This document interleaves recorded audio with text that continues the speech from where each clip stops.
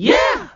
It's your boy Jetaboy, and today we're doing a triple Gipsy review. The Diamond Select Toys 10th Anniversary Edition Gipsy Danger and Gipsy Avenger, and the Bandai Robot Spirits Gipsy Avenger. Oh, I'm sorry. Gipsy we'll get to that later. All from the franchise Pacific Rim, which I've pretty much seen all the media of, but I haven't read the comics, don't even ask. Pacific Rim 1, the best and only movie. Pacific Rim the Black, it had its moments. And Pacific Rim 2, well, Pacific Rim 2, but before I get deep into that, let's get deep into these figures.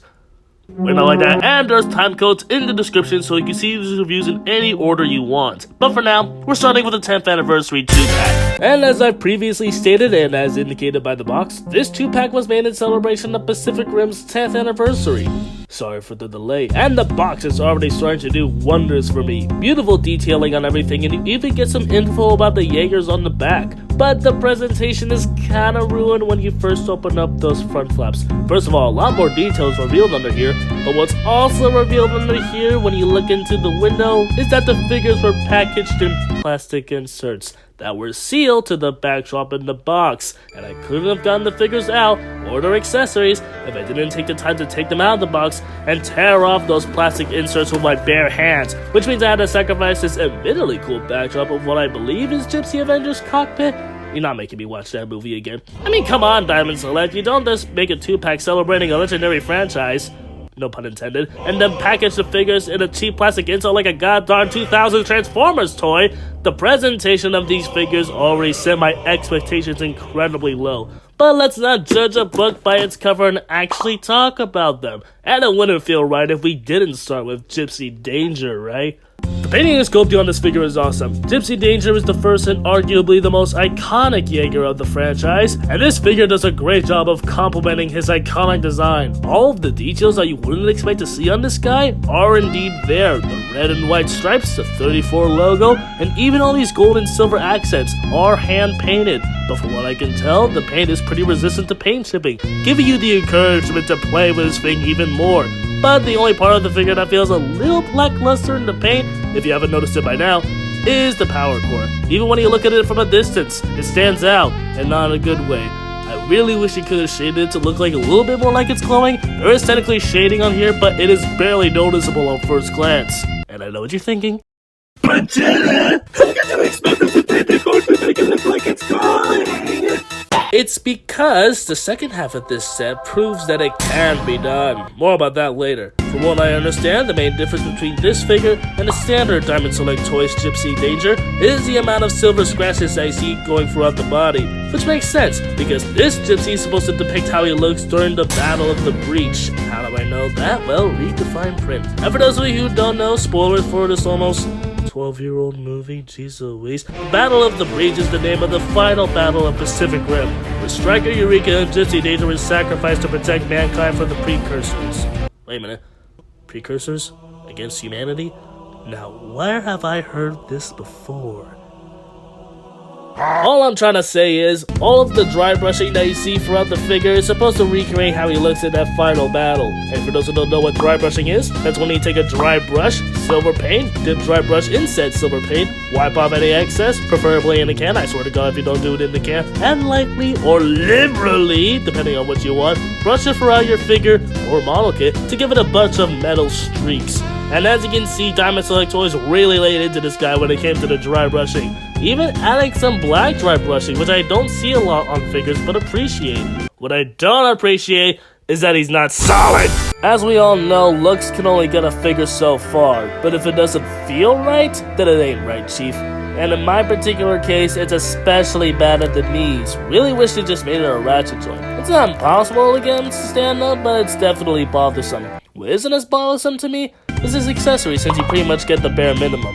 You get open hands and fists, which you can make him pose to do the you know what I'm talking about. And you get the chainsword and the plasma caster, but only for the right arm. I know that because the left arm refuses to come off. The right arm comes off pretty easily, maybe too easily, and you can replace it with one of the alternate arms. And both of them look great. They have the same amount of amazing mechanical detail as the standard arm does. Which makes me wonder, if this is supposed to be how Gipsy looks during the Battle of the Breach, where's the battle damage arm? I guess you could just take the arm off, but that looks bad. Another thing that's kind of bad is his lack of Posability.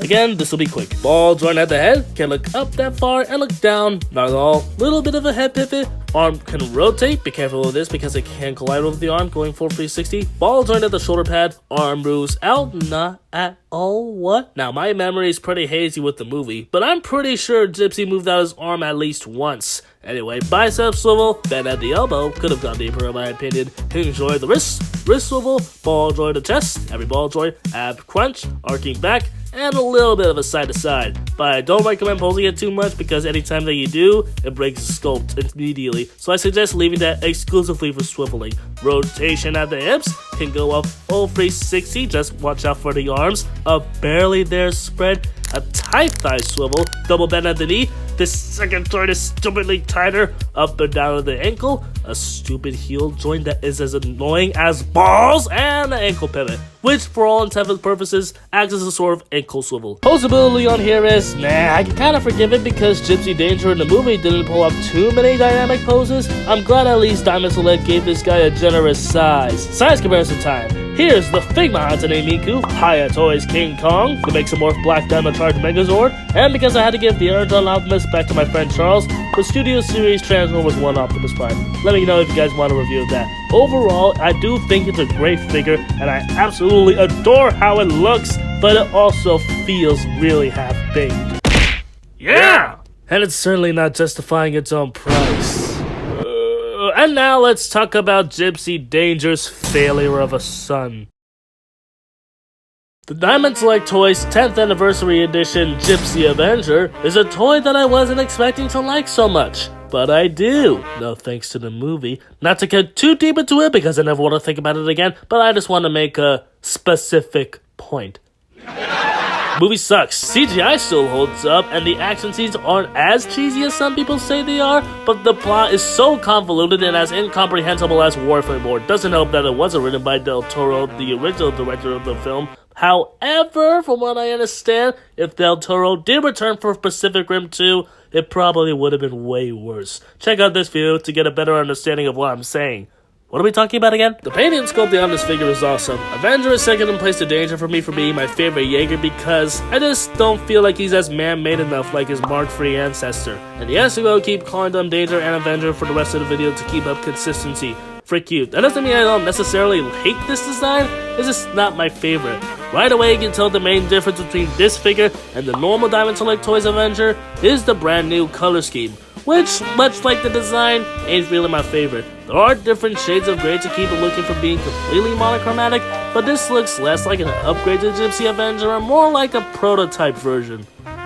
Oh wait, I can't read. That doesn't mean I don't like the color scheme. Again, like the design, not my favorite. What I do like about the brand new color scheme is the new blue visor and the brilliant burning blue core. This is exactly how I wanted them to paint Gipsy Danger's core. But ironically enough, I kinda wish they painted the rest of Avenger like they painted his core. Oh well, pick your poison. But for what he lacks in presentation, he more than makes up for in being solid. Way better to handle than Danger ever did. He also has pretty much the same amount of accessories. Plus one, you get open hands and fists. You already know what time it is. A chainsaw and a plasma caster, but this time for the left arm. By the way, the fist is sculpted into the chainsaw, safely with Danger. And the right arm can receive Gipsy Avenger's new weapon, the gravity sling.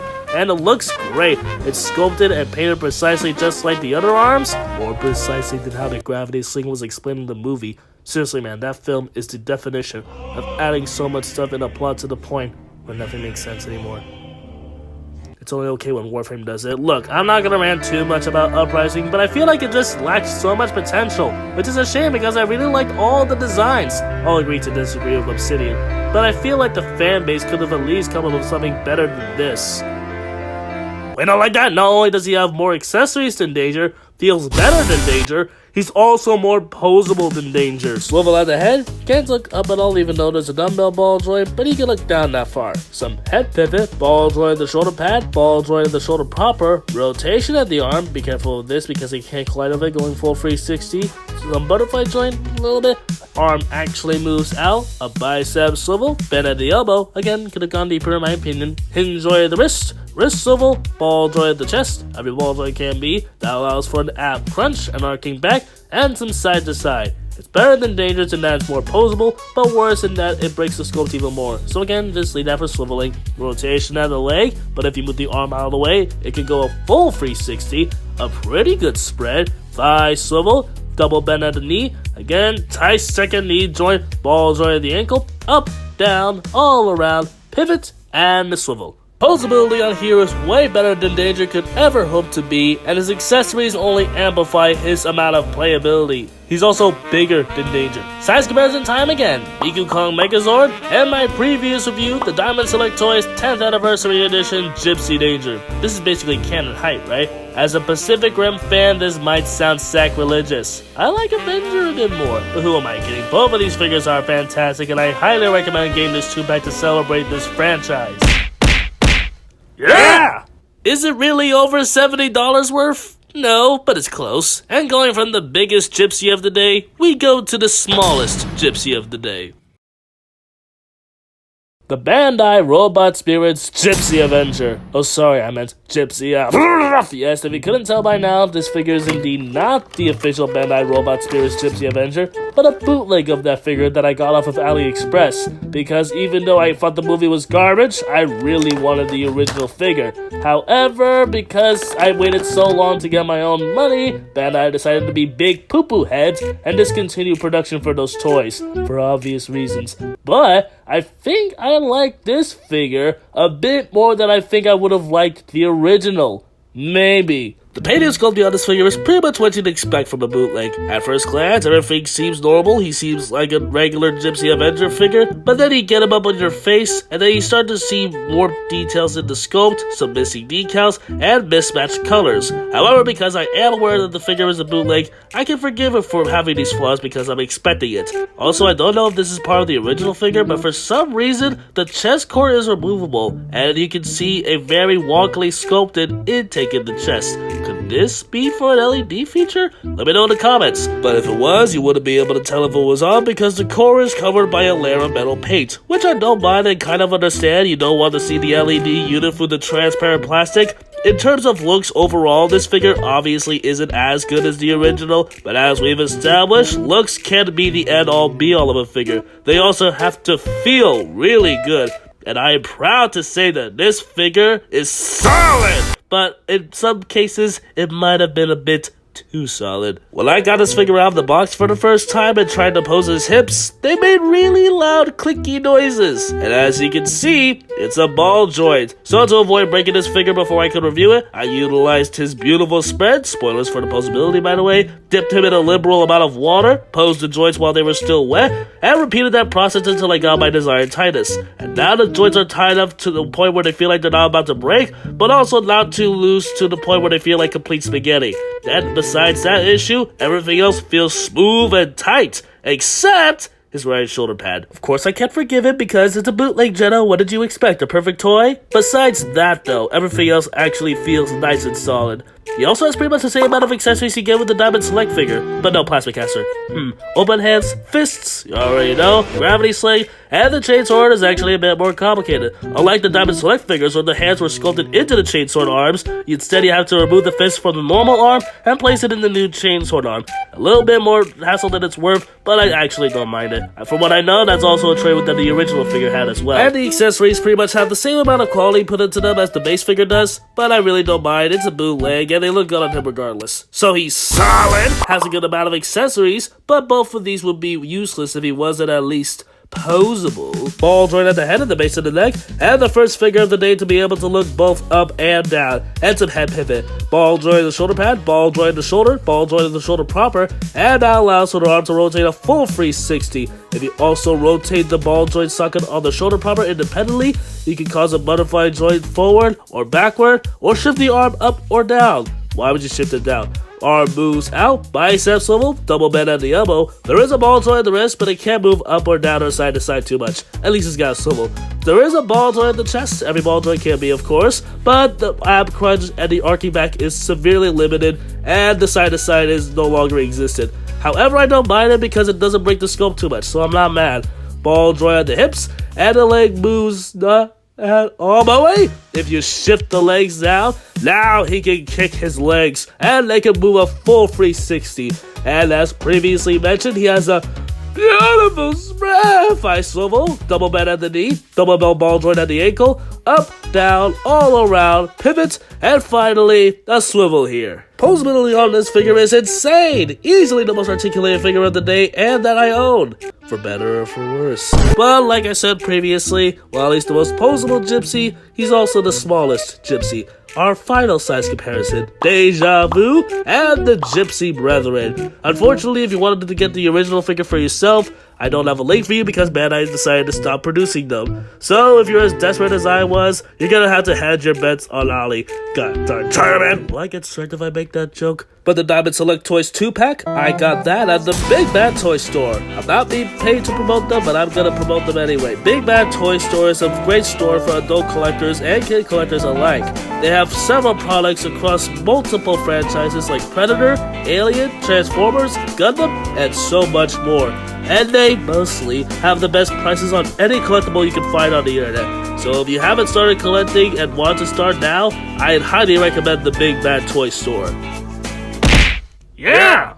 If we could get a Gipsy Danger or Gipsy Avenger figure for that matter that has the same size and quality of the Diamond Select toys and the posability of the robot spirits, that would be my dream Pacific Rim toy.